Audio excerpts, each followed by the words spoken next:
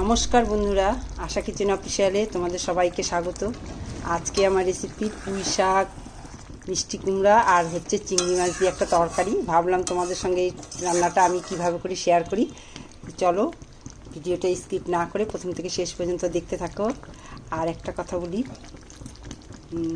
আমার চ্যানেলটা খুবই ছোট, একটু সাবস্ক্রাইব করে দিও আর পাশে থাকা নোটিফিকেশন বেল প্রেস করে দিও নতুন নতুন ভিডিও দেখার জন্য। আর আমার এই রান্নাটা যদি তোমাদের ভালো লাগে তো একটা লাইক দিও, একটা কমেন্ট করো। তো চলো রান্নাটা শুরু করি। পুঁই শাক এখানে কাটা বাছা হয়ে গেছে, ধুয়েও নিয়েছি। আর এই সময়টা পুঁই শাকটা খুব পাওয়া যায়। আর এখানে আছে ঝিঙা, বেগুন, আলু আর মিষ্টি কুমড়া। আর এখানে 200 গ্রাম চিংড়ি মাছ আছে। চিংড়ি মাছটাও আমি কেটে ধুয়ে পরিষ্কার করে নিয়েছি।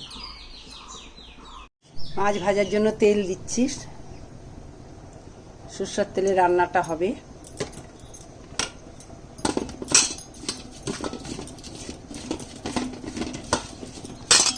চিংড়ি মাছটা নুন হলুদ মেখে নিচ্ছি, এবার দিয়ে দিচ্ছি।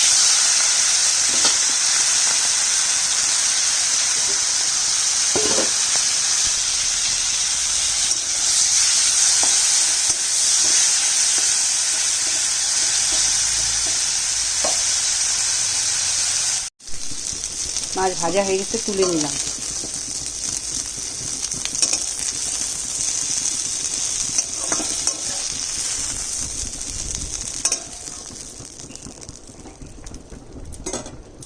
কড়াইতে আর একটু তেল দিচ্ছি।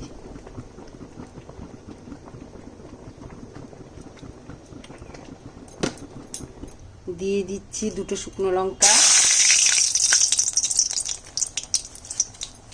2টো তেজপাতা আর জিরা ফোড়ন। প্রথমে আলুটা দিচ্ছি।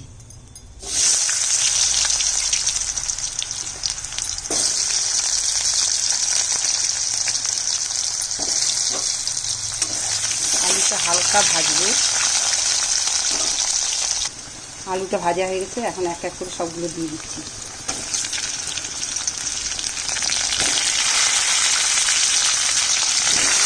সব সবজিগুলো দিয়ে দিলাম।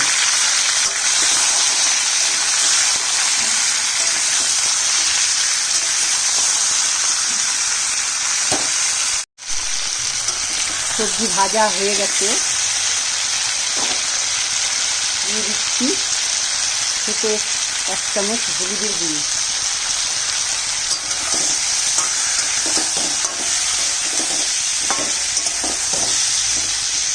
এবার দিয়ে দিচ্ছি ছোট একটা পেঁয়াজ বাটা।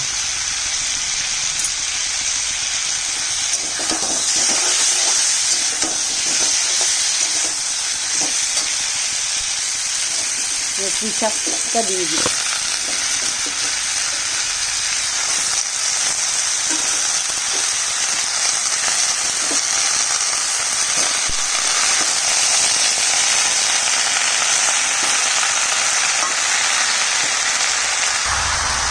স্বাদ মতো নুনটা দিয়ে ঢেকে দিব একটু নেড়ে।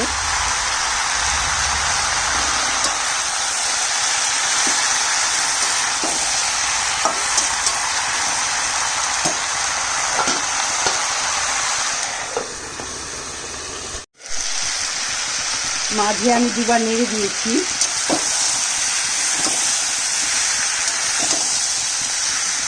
কষানো হয়ে গেছে, আমি কাঁচা লঙ্কা দিলাম 5-6টা চেরা।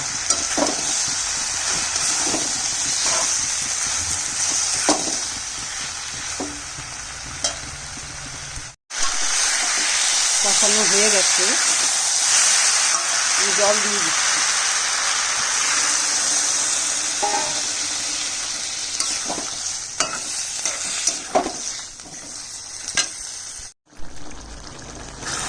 পুঁই শাক, আলু বেগুন দিয়ে, মিষ্টি কুমড়া দিয়ে আর চিংড়ি মাছ দিয়ে রান্না আমার কমপ্লিট হয়ে গেছে। তা আমি একটু গরম মশলার গুঁড়ো দিচ্ছি।